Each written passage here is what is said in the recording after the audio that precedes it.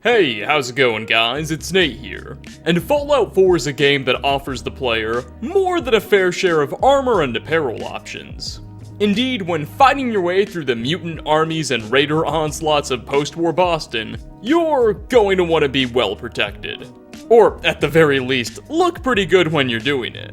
And while it's hard to not argue that the entirety of the wardrobe selection available in Fallout is impressive, there are a few elusive items in the game that are especially hard to come by, or otherwise exceedingly rare in some capacity, that I find particularly fun to inspect. So, as you can probably guess, that's what today's video is going to be centered around.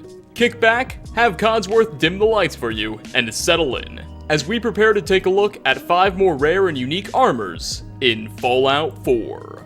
Starting off with something fairly simple, we have GENEVA'S Ensemble. This is a unique outfit consisting of a white blouse and black slacks, worn exclusively by Geneva, Mayor McDonough's secretary in Diamond City. She can also sort of become the de facto mayor herself, depending on how you handle a certain side quest, but that's a whole nother story. To get her apparel, simply pickpocket it off of Geneva with the right perks, or murder her to death after she loses her essential status following the quest in sheep's clothing.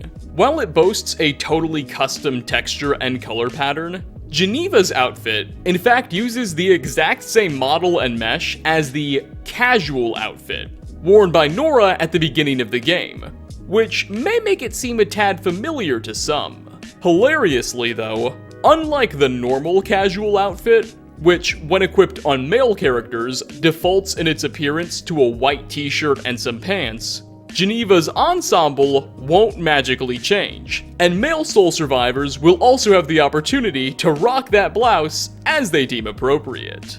In terms of stats, as you can probably guess, this is not anything spectacular, offering 0 damage, energy, or radiation resistances.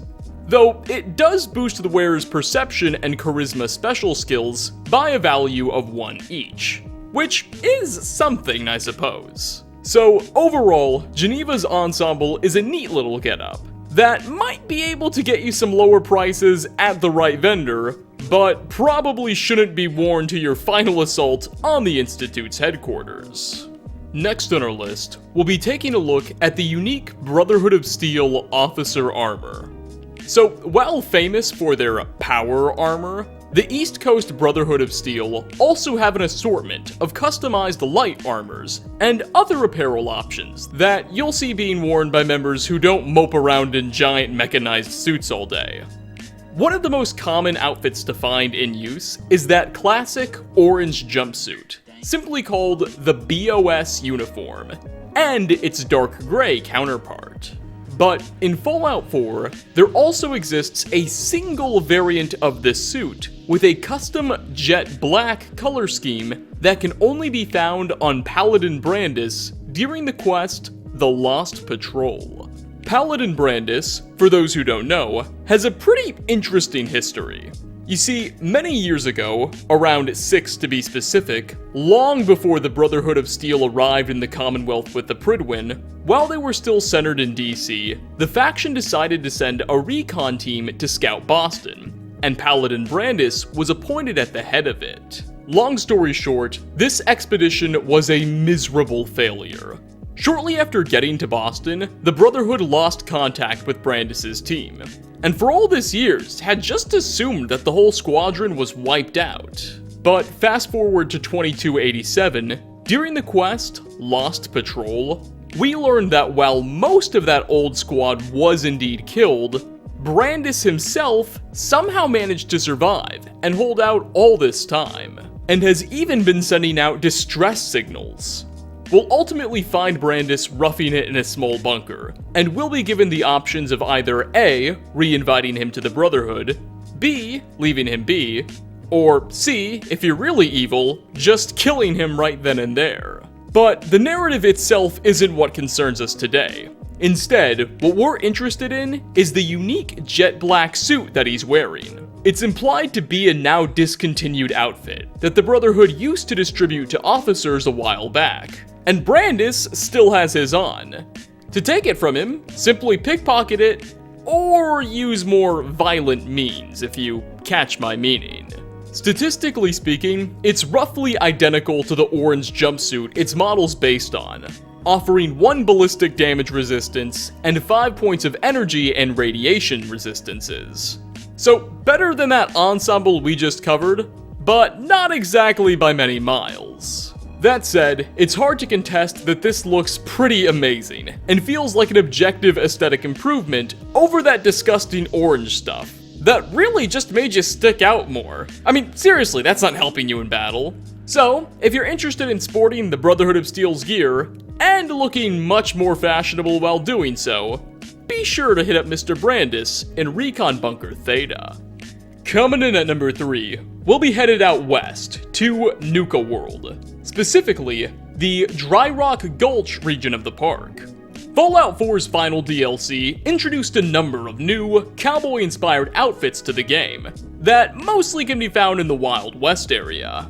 But while most of these new attire options come with dozens upon dozens of duplicates, one special set is totally unique and looks mighty stunning: the Cowhide Western outfit. Only found on a lone mannequin near the Dry Rock Gulch's town center, the Cowhide outfit is quite the looker, sporting that black and white pattern modern cows are famous for. Its model isn't all that different from the one used by so many other Western-themed suits across Nuka World, much like GENEVA'S Ensemble, but the texture certainly is. Additionally, the full suit provides 10 ballistic and energy damage resistance. Far from exceptional, but hey, a bit better than anything we've seen so far. And let's be real here. Sure, that dark Brotherhood of Steel suit did look pretty cool, but this is undeniably the most intimidating set of clothing we've seen today. Now, before we continue, I should admit something first. While there is only one single place in the entire game you are guaranteed to find a set of this armor, there is another location, or I suppose another instance, in which you may or may not be able to receive it. Let me explain. Upon entering the Dry Rock Gulch for the first time, you'll be greeted by a Sheriff Protectatron, who will ask for your help in combating a recent surge of bloodworm attacks. If you agree, he'll reward you with a random cowboy suit, and one of those suits may be this one. I say may because, again, this is totally random, and after about 45 minutes of testing, I was unable to get the sheriff to give me this black and white spotted set. All I know is that the wiki says it's technically possible, but to be honest, after all this testing, I'm unsure. Regardless, if you're looking to put on some rugs that'll really turn some heads, this is definitely the piece of equipment for you. For 4th spot, this is probably the most well-known armor article of this video, but still something that I've wanted to talk about for a while, and something that the comment section of our last episode was quick to remind me that existed: GROGNAK'S costume. This is an outfit meant to give the wearer an appearance similar to the famed comic book hero, Grognak the Barbarian, and can be found in a locker at the top floor of the Hubris Comics building. As it seems, not a whole lot of preparation or questing is necessary to get your hands on this attire. Or, I suppose, get this attire on your hands. Just head on over to Hubris Comics whenever you're ready, and it will be there waiting patiently for a new wearer. The appearance is nothing short of hysterical. Males who equip the costume are given a simple loincloth and some gloves, whereas female characters also do get a red cloth top. A getup that seems absurdly inappropriate for the chaotic Fallout world that awaits you after leaving the comic book store. But, funnily enough, despite an appearance that looks to be the exact opposite of protective, GROGNAK'S costume is indeed the best piece we're going to cover in this entire video. Providing 10 points of ballistic damage resistance, and then another 15 of rad and energy resistance, it's pretty good. Furthermore, this outfit also comes with a unique effect that grants the Soul Survivor 2 additional special strength points, as well as a pretty substantial 20% increase to damage done with melee weapons across the board. That right there actually makes it viable for players going for a melee or stabby only build. What's more, on the first floor of the Hubrix Comics building, in a display case, a unique melee weapon called GROGNAK'S axe can be found. It also comes with a special visual aesthetic, and deals 25 points of damage per swing, completing your set. It's worth pointing out that this Grognak getup seems to be heavily inspired by the Barbarian class art heavily used in the Elder Scrolls IV Oblivion. So for many of you guys, it's likely that this doesn't even look totally alien. But Elder Scrolls fan or not, I think you're really gonna enjoy running around the Wasteland and unleashing your inner barbarian. And finally, last on our list, this is either going to be the absolute hardest or easiest item to acquire of this video. Let me provide some context. Bandanas are a fairly common piece of headgear, oftentimes worn by raiders, gunners, and other characters across the Wasteland. They come in a variety of variants, from dark green ones to black ones to ones with skulls on their faces. There's quite a few. But what seems to be the rarest variant of all of these is the leopard print bandana. What makes this item so uncommon is that there are absolutely 0 locations this item will spawn in. There is nowhere you can go to guarantee that you'll come in contact with one of these. Instead, the only way to find one is to see it radiantly spawn in on an NPC, which in itself is a very rare occurrence, as leopard print bandanas have the lowest spawn ratio of any of the other bandana types in the entire game. This makes it mathematically possible to never at all in your entire Fallout 4 experience encounter one of these bandanas. Yet at the same time, despite being insanely unlikely, it is also theoretically possible to find one being worn by a raider straight out of Vault 111 in Concord. So it's really a mixed bag with this one. I personally cannot recall a single time I've ever organically stumbled across one of these. What you're seeing on screen now is the product of console commands, and me just getting frustrated after a few minutes and spawning a few in for my characters to wear, because I just couldn't get it to trigger normally. Though, if you are one of the lucky few that Adam does decide to grace and end up seeing one of these in your game, well, then congratulations. You've just found what may in fact be the rarest item there is. Yet, at the same time, it's not going to provide very many statistical benefits.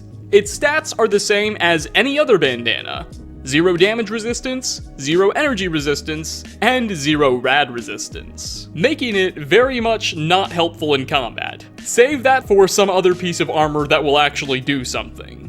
Though not all is lost, because dogs that you have as followers can equip your bandanas, so you can always just give it over to Dogmeat, and he will look adorable. As for you, well, this item's value really comes from its scarcity rather than its utility, if you know what I'm saying. Nevertheless, if you ever find one on the corpse of a raider you just murdered to death, make sure you pick it up and hang on very, very tight, because there is no guarantee you'll ever see another again. And with that, we are going to wrap up 5 more rare and unique armors in Fallout 4. Thanks for stopping by, everybody. As always, like ratings are very much appreciated, and what pieces of equipment should we tackle next? Leave a comment down below. Again, thanks for watching, and I hope to catch you all in my next video. Peace out, everyone.